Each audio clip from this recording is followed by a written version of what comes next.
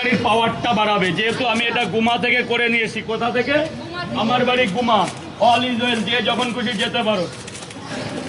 এই যে এরপর কি জানে, আবার একটা মিট মশলা যাচ্ছে।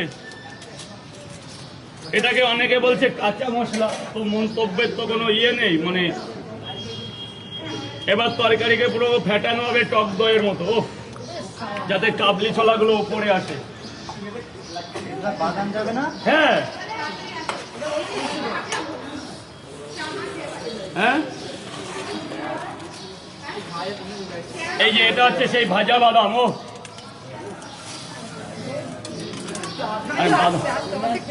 কিচ্ছু হবে না, যত পড়বে তত বাড়বে।